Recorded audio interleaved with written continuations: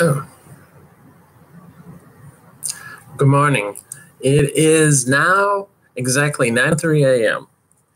and exactly 6 hours ago at this time, I began watching the season finale of Sense8. I should say the series finale, Amor Vinti Omina, or as we better know it as Love Conquers All. And I just finished my recap, 2,700 words, probably one of the longest recaps I've ever written for the show. And I thought for my personal note, I would do a video because I didn't believe I could write well enough to express what I was feeling. It is no secret that I love this show. It is no secret that I've been in love with it since the very first episode. And it was no secret that this last season has been hard on me due to the cancellation. And that I was not really looking forward to this finale, even though I knew it was coming. As they say, all good things must end. And even though we are now aware that there were supposed to have been 5 seasons of Sense8, we got 2. We can hope that there will be more in the future.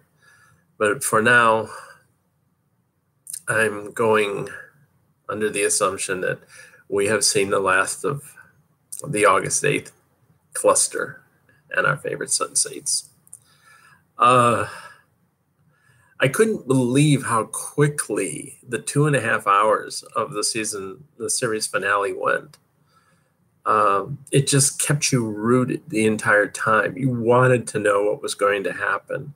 And there's a part of me that wishes I knew what really was going to happen in the 3rd season, which would have detailed with all of the cat and mouse things that we saw happening between the cluster BPO and BPO in attempts to get Wolfgang back.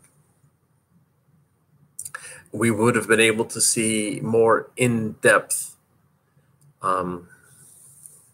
studies of how Rajan and Kala handled Wolfgang coming into their lives, how the other members who were friends with the Sense8s interacted with the other friends and even with the other Sense8s. We gathered a little bit of that. We got to see how Sense8s actually work with one another even when they're close up, which is to say they're always there. You're never really rid of them. And it was amazing to watch in the opening moments how you see all of the cluster working together even when they're not in the same building. And yet again, when they are in the same building, they're still right there with one another, sometimes in multiple places talking to each other. It was really an amazing thing to see it play out and to see it come to what I felt was a satisfactory conclusion. I'm going to have to say this is one of the best series finales that I have ever enjoyed, mainly because it did what it promised to do. It tied up a lot of loose ends, and it gave us a happy ending. At the same time, it left the door open so that just in case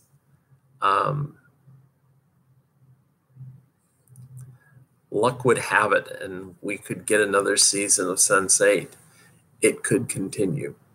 Because we know there is always going to be conflict out there. There's always going to be something to pose a challenge to the cluster and to the other Sense8s in the world as well. Right now, we know things are good, but that doesn't mean they're going to stay that way forever. So it was time to say goodbye. And it was a hard thing to do.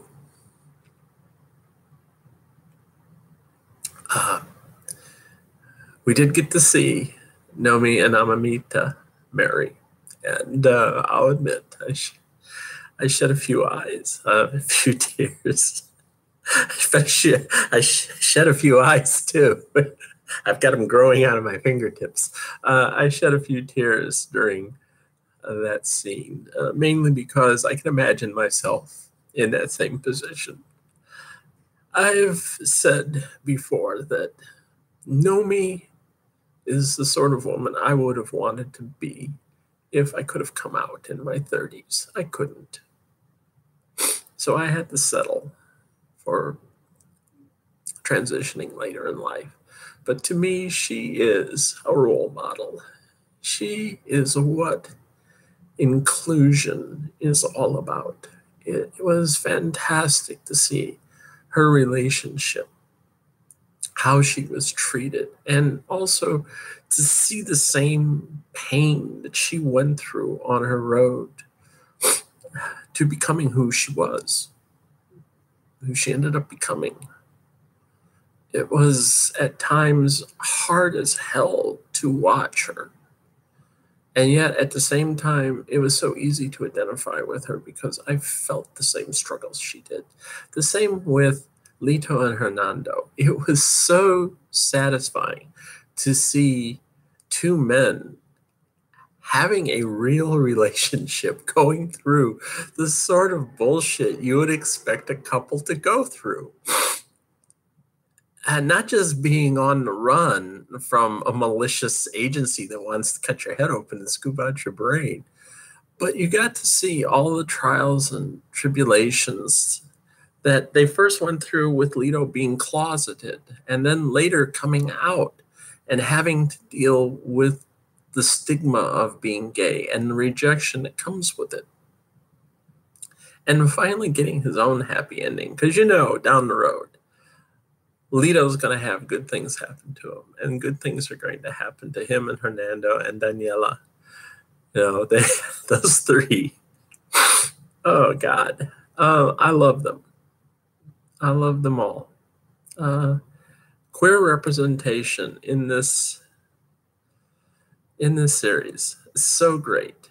And pansexual representation was there well. And even at the end, we got to see some bisexual representation because Rajan saw the light and realized that in the end, love does conquer all. He probably realized, well, this guy's in my wife's head 24/7. What's the problem letting him share our bed? And he seemed to be good with it, which makes me happy for their future because, hey, she's got two husbands. She'll have two husband lovers now. And Rajan, I can see him and Wolfgang going out on some interesting evenings. Who knows what's going to happen with those two? That's a comedy all of its own. But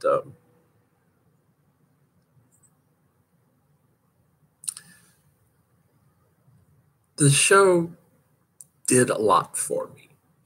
It made me think about my own place in the world.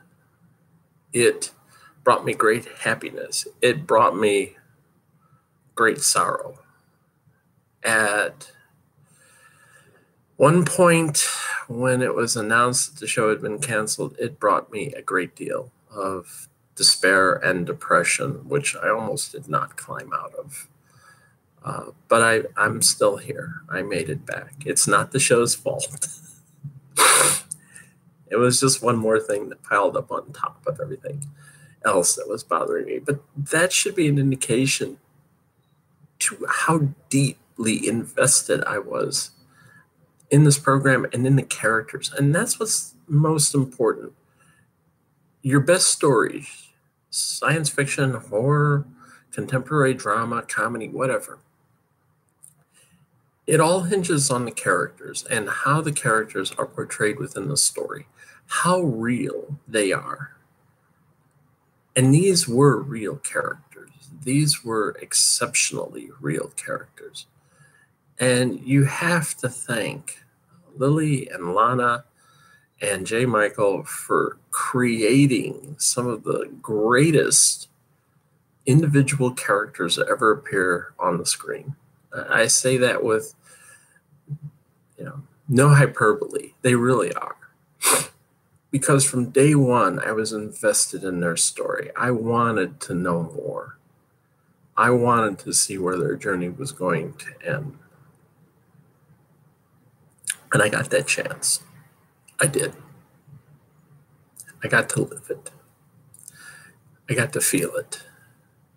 And in the end, I can sit back and say, I'm happy with where it went.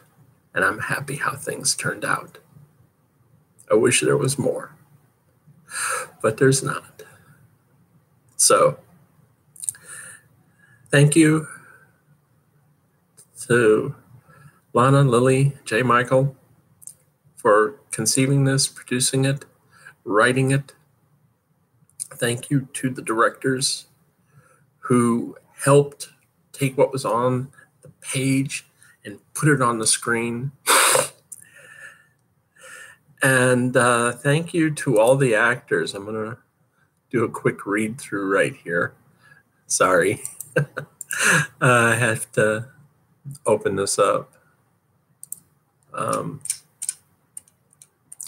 Thank you, Tuppence, Bryans, Duna, Toby, Max, Tina, Miguel, and most of all, thank you, Jamie Clayton. You are the girl I wish I could have to come home to every night. It's not so much that I even want to be Nomi, but I wish I could come home to somebody like you every night. Thank you for showing us how great these characters were. Thank you for giving them life.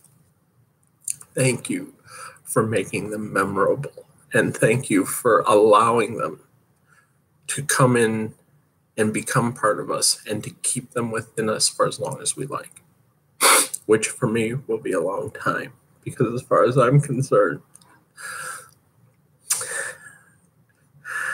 the August 8th cluster is my cluster. It will always be a part of me, and I will never let it go.